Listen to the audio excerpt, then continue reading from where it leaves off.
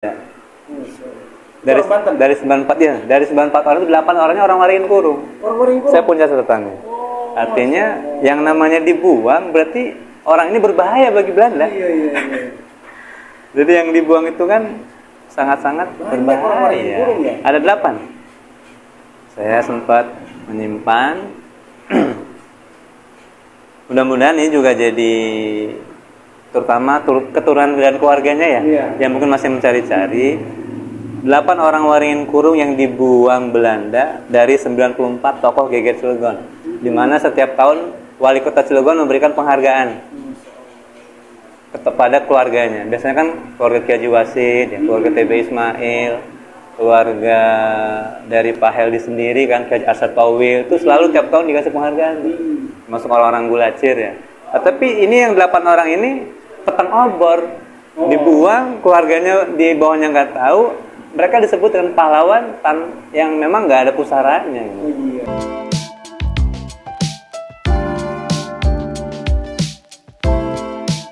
Pelaku mayoritasnya orang Waringin Kurung. Oh gitu. Iya. Geger Cilegon itu. Aktor-aktor intelektualitasnya itu kebanyakan orang Waringin Kurung. Tidak kebanyakan lah. Ya, banyak di antara orang Waringin yang terlibat sebagai pejuang. Buktinya bisa dilihat dari salinan pemerintah Hindia Belanda, diperkuat oleh buku Kartono juga. Sartono bukan Kartono. Judul bukunya adalah Pemberontakan Petani Banten 1888. Pemberontakan saat itu sebetulnya kalau bisa diambil sebuah kalimat ya, itu awal mula kesadaran untuk memberontak bangsa Indonesia itu di Banten. Di saat wilayah-wilayah lain belum, ya, memang ada tapi belum begitu banyak penggeraknya. Orang Banten sudah mulai sadar ingin merdeka dari Belanda tahun 1888. Sebelumnya ada di Ponorogo ya, lebih dulu di Jawa kan, perang Jawa. Enggak, hanya sedikit baca aja gitu. Jadi di saat daerah lain belum terbersit pikirannya masa pengen merdeka, orang Banten udah berpikir pengen merdeka dari Belanda 1888. Karena memang orang Banten itu kan sebetulnya salah satu yang dibenci Belanda.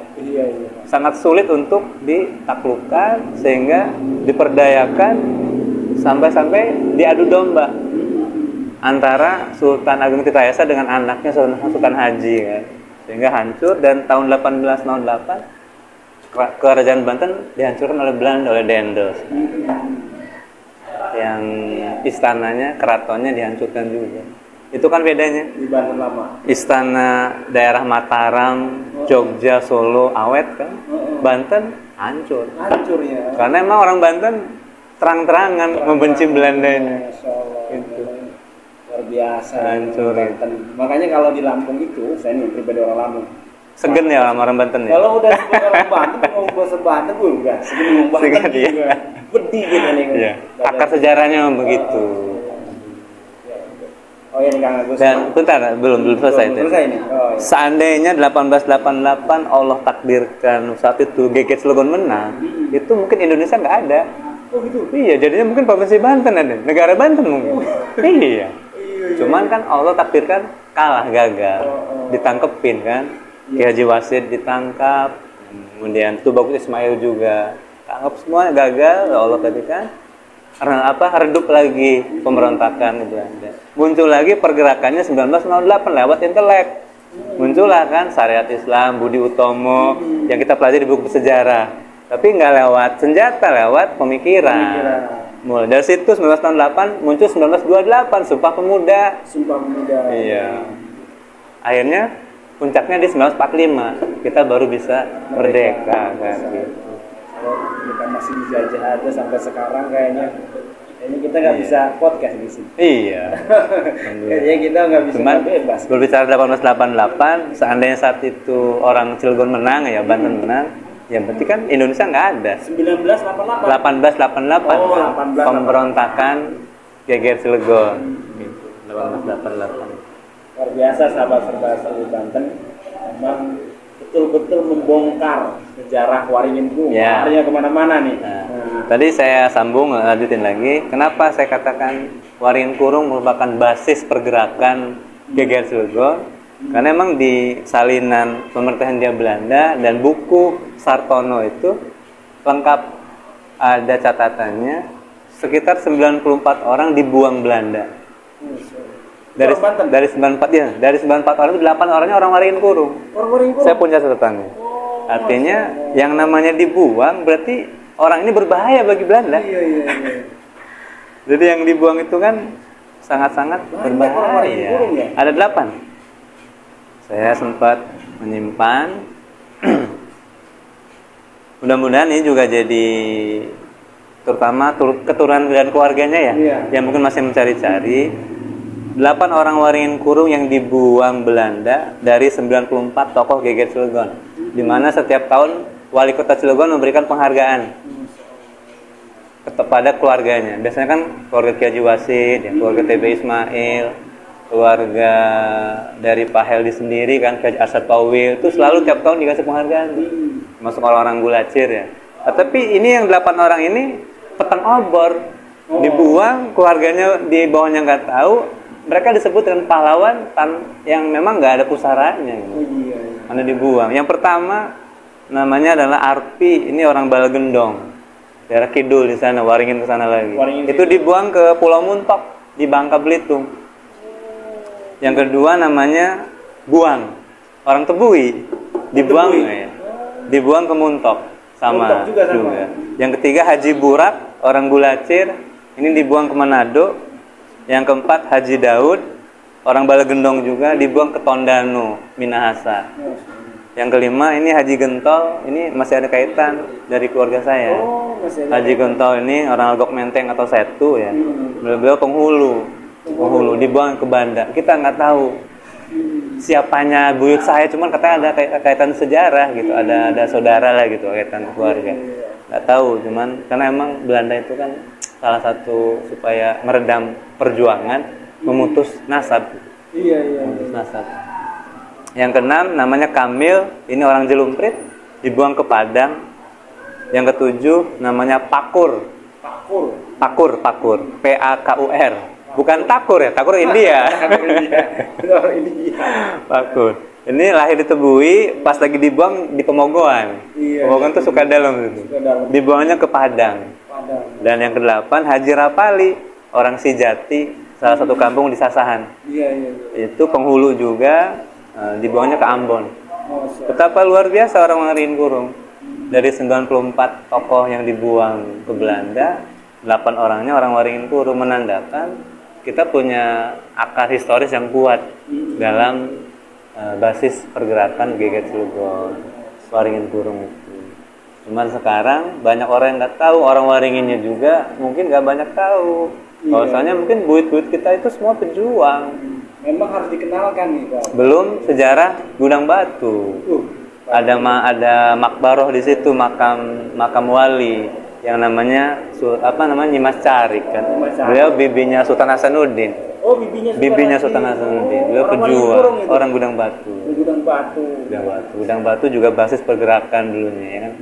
Tahu orang Belanda juga sangat kesulitan lah untuk melawan orang Gudang Batu itu.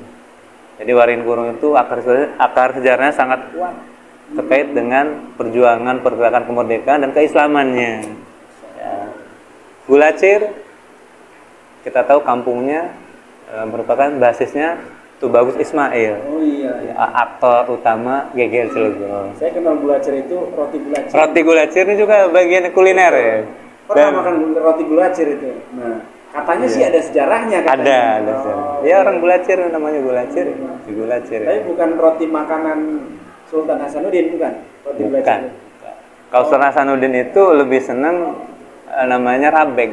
Oh, rabeg. Ya. Itu makanan Sultan tuh rabeg. Makanan Sultan itu rabeg. Ya, Kang Agus tadi udah bahas sejarah ya, bongkar sejarah nih.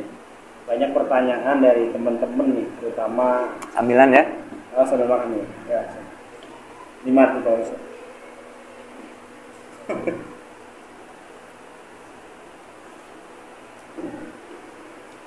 Nah ini banyak teman-teman yang nanya. Kalau saya memang orang Lampung dan nggak pernah gitu melihat. Ngomong-ngomong Lampung, di zaman Sultan itu Lampung tuh jajahan Banten, makanya pantas takut dengan orang Banten. Oh gitu. Ada di Lampung namanya Kerajaan Tulang Bawang. Oh ada tulang bawang. Itu kan kekuasaan Banten sampai ke Palembang. Sampai ke Palembang. Jadi waktu Sultan Banten berjaya itu luas wilayahnya sampai ke Bogor, dari Bogor sampai ke Palembang. Luar biasa. Dari Bogor. Makanya Pakuan di Bogor. sana ada namanya Kampung Sinar Banten. Iya, banyak orang Banten. Banten semua. Akar sejarahnya. Orang Lampung yang di sini di Cikoneng, di Anyer. Di Anyer ada kampung namanya Kampung Cikoneng. Semuanya orang suku Lampung itu. Kalau Kang Antoni main ke sana pasti ngerti bahasa Lampung itu. Ada sejarahnya juga di situ. Di dekat Mercusuar. Itu semuanya orang Lampung. Kampung Cikonengnya. Lampung. Kalau Iya. ngomong bahasa Lampung Bisa. kan? Karena emang buyut-buyutnya orang Lampung. Iya. Jadi kalau di Banten itu ngadain Maulid Nabi nih terutama. Ya. Nih. Saya pengen tahu nih sejarahnya gimana nih. Kalau di Lampung nggak ada sih seperti itu. Contohnya kalau ada Maulid Nabi syukurannya itu buat masjid gitu. Ini replika. Oh, iya. Gitu, replika masjid, buruk. Iya. Itu ada sejarahnya itu gimana? Kalau sejarahnya kaitannya dengan sejarah Maulid dulu. Oh iya. Kalau Maulid itu kan sejarahnya kan dari Salahuddin Al-Ayyubi.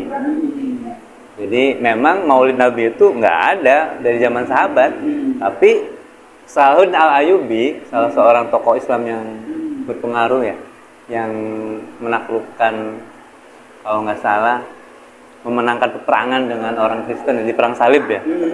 Saladin kan. Kalau ada film Saladin Salah Ayyubi kan ya. Ya, Saladin. Beliau tuh merenung, ini umat Islam kok girohnya jadi semakin nurun ya. Beliau punya istihad untuk memperingati peringatan lahirnya Nabi Muhammad SAW. Nah, disebut dengan Maulid Nabi itu. Setiap negara, setiap daerah beda-beda dalam memperingatinya. Intinya kita mencintai Nabi supaya syiar dan kembali mengingat betapa luar biasanya perjuangan beliau. Dari situ harapannya umat Islam semakin bangkit semangat lagi. Betul terbukti. Saladin bisa mengalahkan pasukan Nasrani kan dalam perang salib. Awalnya karena memang dia mau. Kemudian menyebar ajaran itu ya, mengamalkan Maulid Nabi sampai ke Banten akan berbeda dengan tiap daerah. Nah, di Banten memang sedikit menarik Maulid Nabinya kan, terutama ditandai dengan hiasan. Hiasan Maulid ya. Panjang biasanya namanya panjang mulut. Nah, ini saya potong nih. Kadang-kadang ada yang suzon tuh. Ya. Oh, ini gini nih. Nah, yang makanya saya mendatangkan asli orang Banten nih biar ditabayunkan gitu. Kenapa seperti ini? Seperti kalau mungkin dia karena kurang paham tentang sejarah gitu. Nah, terus bisa sampaikan, oh ini loh buat masjid ini biar ini gitu. Ya. Merayakan Maulid Nabi itu ditandai dengan dua ibadah ya. Yang bukan dua ibadah ya, dua ritual. Yang pertama ritual di dalam hal zikirnya. Ada zikir berjanji.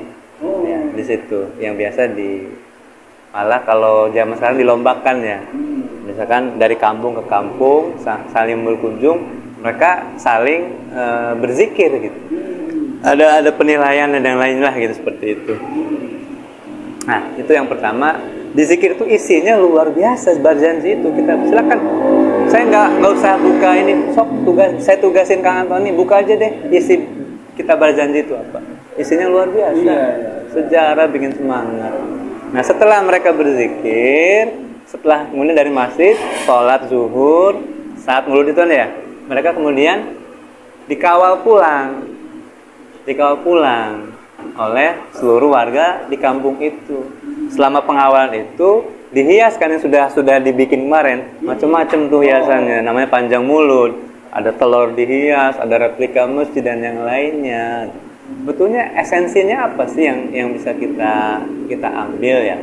Yang kita ambil. Kalau saya pribadi, yang pertama, ketika kita berzikir kemudian mengenang Rasulullah lewat kita berjanji, akan menimbulkan mahabbah. Cinta ya. Cinta kepada Rasulullah. Cinta kepada Rasulullah SAW. Nah, yang kedua, ketika mereka selesai para pezikir itu ini dikawal dalam rangka memuliakan tamu.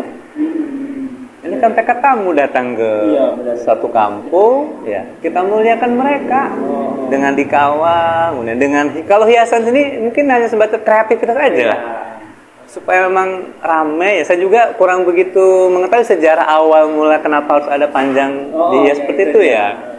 Tapi saya meyakini itu bagian yang bisa membuat kita tambah semangat dalam berislam ya, terutama dalam mengenal keteladanan Nabi Muhammad SAW.